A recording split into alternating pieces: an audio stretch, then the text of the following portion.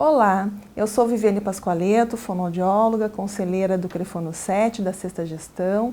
Estou aqui com a Annelise Junqueira Bonen, que é uma fonoaudióloga referência internacional no tratamento dos distúrbios da fluência, principalmente a gagueira. Tudo bem, Annelise? Tudo, muito bem, obrigada. Annelise, o entendimento da gagueira como sendo do escopo da fonoaudiologia vem crescendo no país. Dessa forma, tu pode nos dizer quais são os aspectos mais importantes em um tratamento fonoaudiológico de gagueira? Posso, nós teríamos assim um curso inteiro para falarmos sobre isso, todavia vamos pensar em 3 aspectos que são importantes. Primeiro é conhecimento. Se nós não tivermos um conhecimento específico de uma área que ainda é nova dentro da fonoaudiologia, a especialidade em influência saiu agora em 2017, né? Então, para que haja um bom tratamento, é necessário que o fonoaudiólogo tenha conhecimento profundo da área.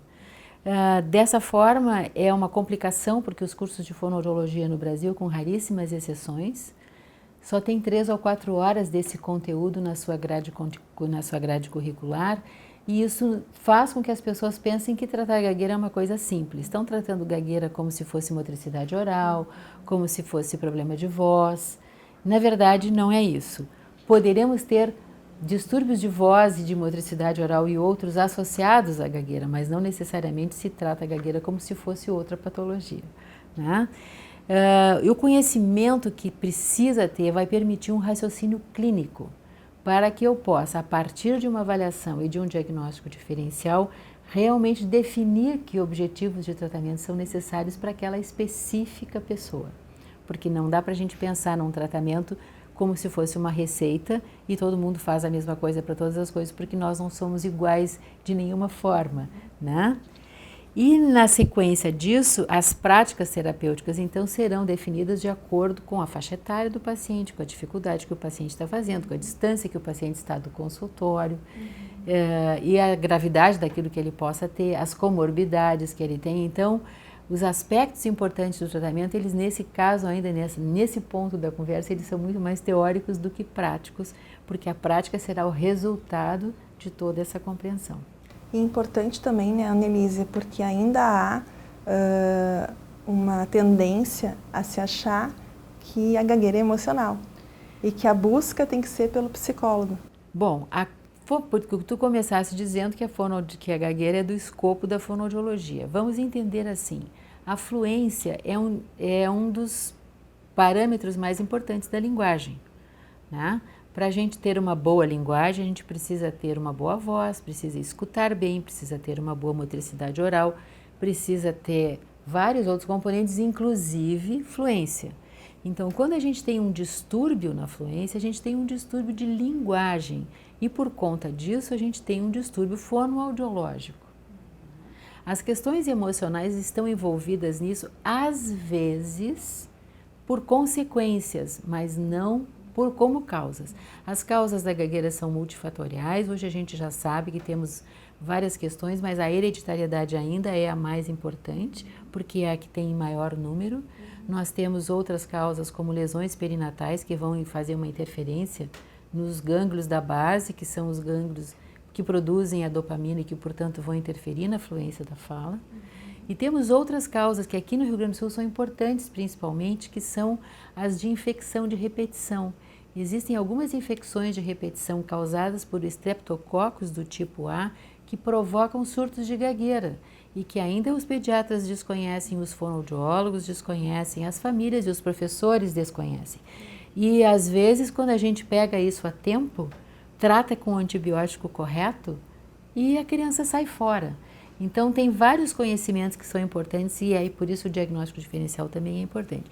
O emocional certamente não é causa, ele poderá ser consequência. Ah, estou muito ansioso.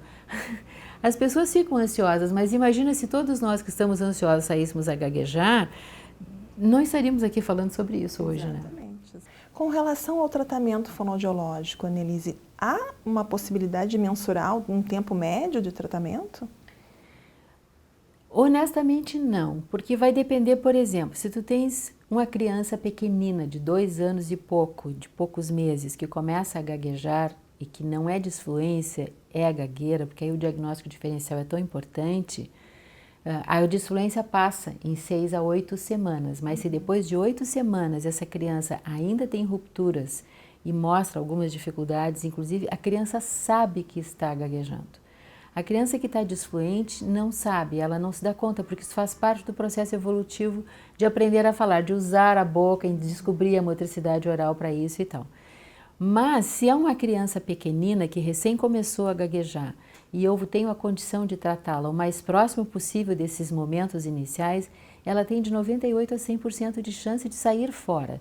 É um tratamento rápido, é tranquilo, a família não sofre tanto, a criança aprende isso rapidamente.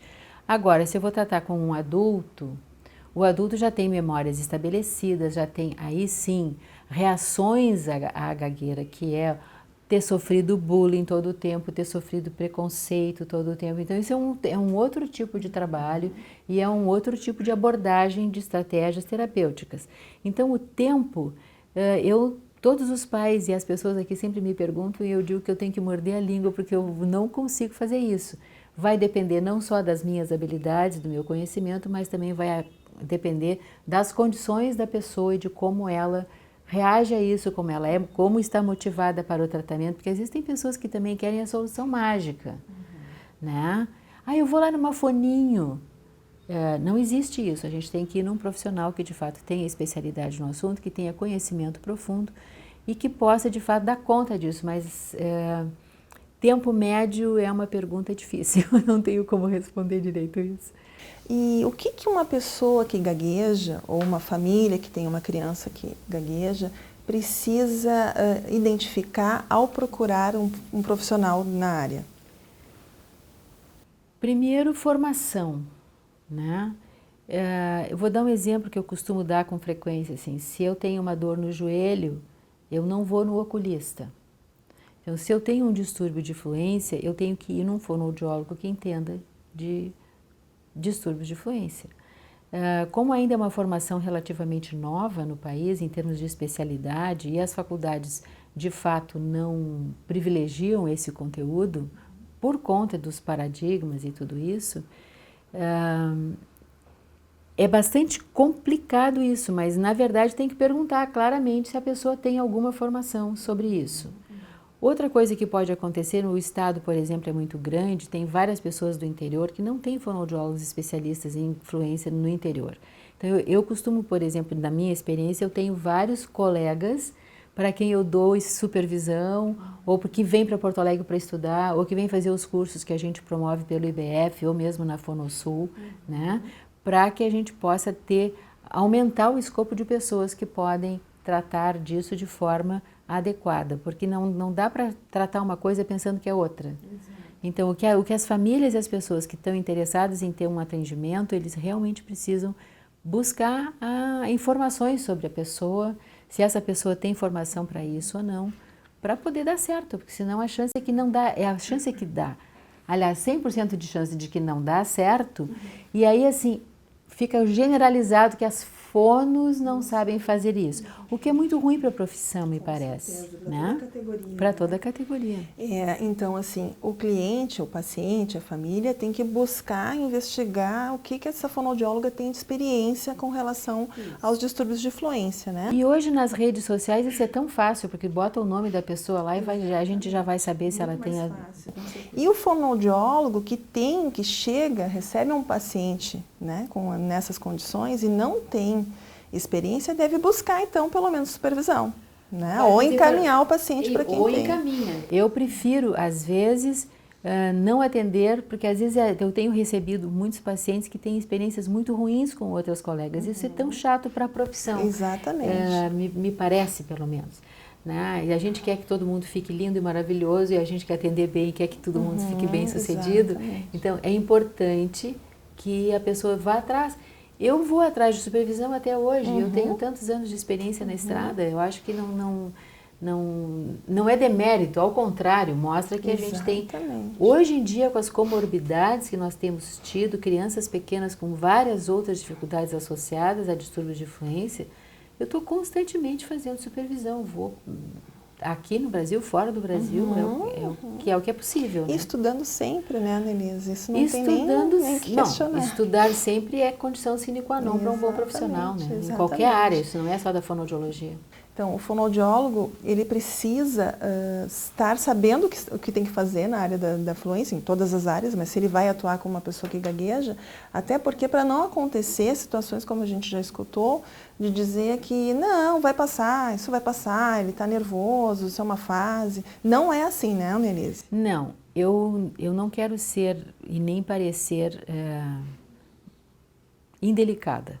Mas assim, quem está dizendo isso dentro da fonoaudiologia certamente não tem lido nada, pelo menos nos últimos 30 anos. Porque esse conhecimento já era, isso já deixou de ser conhecimento, isso já passou a ser, né?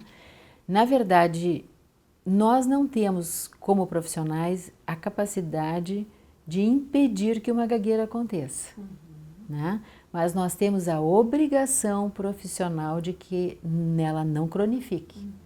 E a gagueira só vai cronificar se a pessoa não tiver o atendimento adequado ou se não tiver nenhum atendimento. Mas se vai para um colega fonoaudiólogo, ele tem que ter conhecimento suficiente para impedir que isso cronifique. Porque depois que cronifica, como qualquer patologia crônica, desde o que nós temos nos olhos, ou a obesidade, diabetes, essas coisas que são crônicas, que a gente pode tratar, mas não pode curar, é importante que a gente entenda isso. Então, não esperar. Passadas 8 semanas, eu vou ficar observando. Não, não observa, vai fazer uma atuação. Hoje tem uma discussão na literatura internacional de que há um índice de recuperação espontânea muito grande em algumas crianças. Então, tem crianças que começam a gaguejar e essas depois se dividem em 2 grupos. Uma que se recupera espontaneamente e a outra que não se recupera. Existem hoje diferenças significativas na morfologia do cérebro, especialmente no córtex frontal motor esquerdo, que impedem essas coisas de acontecer. Então, parece que as meninas se recuperam espontaneamente, mas tem mais chance de recuperação espontânea do que os meninos. Nos meninos isso é um pouquinho mais complicado. Por isso a incidência hoje no mundo é 1% de adultos que gaguejam, sendo que 4% deste 1% são homens e 1% só são mulheres. Né? Mas eu não vou esperar isso, discutimos agora no Congresso em Cusco, onde estávamos a semana passada, vamos esperar ou não vamos esperar? Concordamos que não vamos esperar. Mesmo que haja uma possibilidade de recuperação espontânea, nós não sabemos se isso vai ocorrer ou não. Por outro lado, se eu não trato uma criança o mais próximo do momento do início da gagueira, ela tem uma chance muito grande de ficar crônica. Então, tem que ter conhecimento. E os alunos da fonoaudiologia que estão nas faculdades e que estão assistindo esse vídeo, por favor, vão lá, assistam e curtam e dividam entre seus colegas fonoaudiólogos ou colegas da faculdade. Precisamos ter conhecimento suficiente nessa área para que essas coisas não ocorram. Se pensarem que 1%, olha, imagina só, 5% das crianças no mundo começam a gaguejar. 1% fica crônico. 1% do mundo hoje, da população mundial, e são mais de 70 milhões de pessoas. Ou seja, tem uma população enorme de gente esperando fonoaudiólogos especialistas na área da fluência para poderem ser tratados. É uma das patologias que mais incidência tem e que é a menos considerada e a menos tratada, o que é uma pena, porque o mercado de trabalho está inteiro aí esperando por nós. Exatamente. E o aluno, o acadêmico de fonoaudiologia, Annelise, onde ele pode buscar maiores formações, aprimoramento? Uma vez que isso não é tratado na escola com a devida importância, infelizmente, no Brasil atualmente quem está promovendo e proporcionando formação na área específica dos distúrbios de fluência é o Instituto Brasileiro de Fluência, do qual eu sou presidente. Nós temos feito os cursos de aprimoramento, que são de 120 horas, que estão dentro das normas do Conselho Federal para poder atingir os números de pontos suficientes para ser especialista em fluência.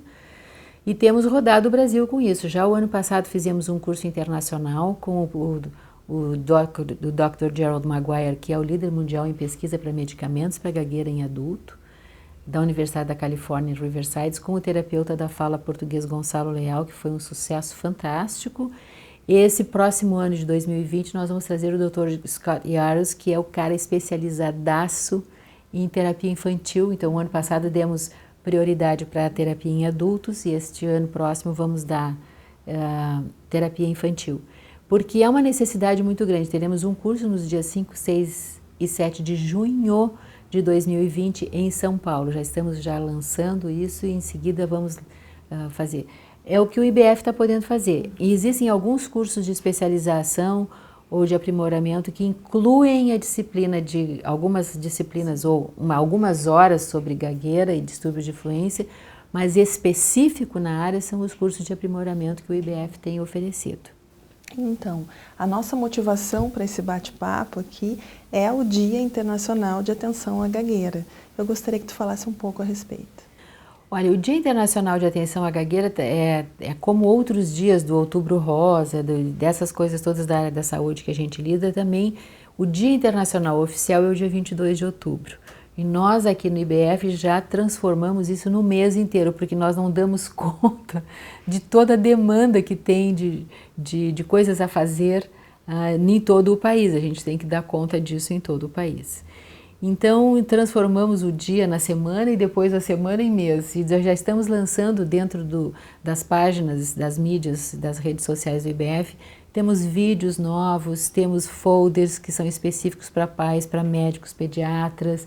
Fazemos toda uma campanha para aumentar a conscientização das pessoas sobre esse distúrbio, que é uma coisa complicada, que não é porque a pessoa está nervosa ou ansiosa, não é porque a pessoa está mentindo, não é porque a pessoa está insegura, ela simplesmente de vez em quando tem uma boca que não funciona tão bem e que precisa ser tratado. É de uma complexidade enorme. Nós já temos 4 genes que são considerados genes que sofrem uma mutação que poderiam causar gagueira. E agora com a doutora Chang lá em Cusco, nós vimos que cada célula tem 20 mil genes. Imagina a complexidade disso para poder entender como é que isso permite que o cérebro, inclusive, não se organize de forma tão adequada para que ele seja fluente. Então, temos uma área que é uma patologia complexa, ainda pouco conhecida, lamentavelmente, e tem muita gente que está aí precisando de um auxílio fonoaudiológico competente, ético e especializado. E por isso nós comemoramos o Dia Internacional, para que possamos ter esse momento de conscientização e ficar à disposição das pessoas para que elas possam perguntar o que quiserem. Então eu convido quem está nos assistindo a compartilhar esse vídeo com seus colegas, com a comunidade em geral, para acompanhar nossas redes, a rede do Crefono 7. Eu quero então agradecer a Annelise pela oportunidade de estar aqui conosco, da oportunidade de a gente aprender contigo, que é sempre para nós uma alegria e uma satisfação, tu que és referência internacional na área e motivo de orgulho para as fonoaudiólogas gaúchas, de saber que tu nos representa e a gente quer estar sempre muito aprendendo contigo. Então, olha, eu fico muito, muito feliz pela oportunidade, agradeço de novo, todos os anos a gente tem essa tarefa, o Dia Internacional de Atenção à Gagueira nos possibilita esses encontros, né? Eu fico muito contente de poder compartilhar conhecimento com vocês e com todos que estão interessados na área. Gostaria muito de estimular as pessoas a poder aprender sobre isso. Nós tivemos uma experiência tão linda o ano passado com uma aluna da Viviane que veio acabar fazendo junto uma pesquisa em conjunto com a minha orientação e com orientação. Então, porque as pessoas gostam da área, é bonita, é interessante e a gente tem resultados tão gratificantes para quem é fonoaudiólogo. Eu agradeço muito a oportunidade, fico à disposição de todos para quem quiser saber mais sobre esse assunto. Entrem não só no site do Crefono 7, mas também no site do Instituto Brasileiro de Fluência, peguem todas as mídias que estão lá, os vídeos, os folders que são para serem compartilhados com todos. Aproveitem o Dia Internacional de Atenção à Gagueira, é para isso, é para a gente dividir e compartilhar tudo com todos. Muito obrigada.